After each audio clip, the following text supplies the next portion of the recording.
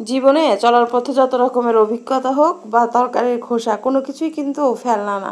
বুঝলেন না কি বলতে চাচ্ছি? আসলে আজকে আপনাদেরকে লাউয়ের খোসা দিয়ে অল্প উপকরণে একদম মজার একটা রেসিপি করে দেখাবো। দেখুন বাইরের আকাশটা কত সুন্দর, এই মাত্র কয়েকটা উপকরণে ফেলে দেওয়া লাউয়ের খোসা আপনি যদি ভর্তা করে খান আর কখনোই লাউয়ের খোসা ফেলে দিবেন না।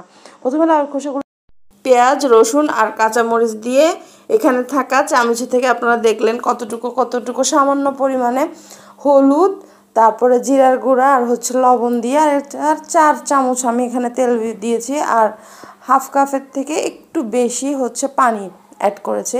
এরপর এটাকে ভালো করে সিদ্ধ করে নেব।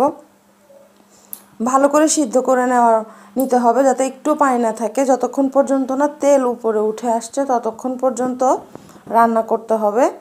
দেখুন এখানে পানি প্রায় শুকিয়ে এসেছে। এটাকে আর একটু টানিয়ে নেব যাতে একদম পানি না থাকে, যাতে এটা একটু আঠালো টাইপের হয়, পানি পানি যাতে না হয়। আর এটা সারাদিন আপনি বাইরে রেখে খেলেও এটা নষ্ট হওয়ার কোনো চান্স নেই।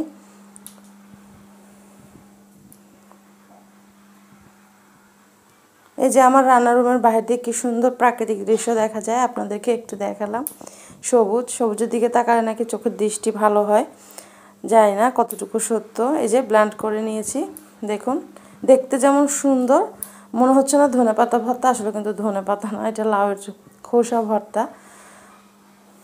অবশ্যই বাসায় ট্রাই করে দেখবেন, আশা করি নিরাশ হবেন না। এরপর থেকে আর কখনোই আপনারা লাউয়ের চোচা ফেলবেন না, গ্যারান্টি।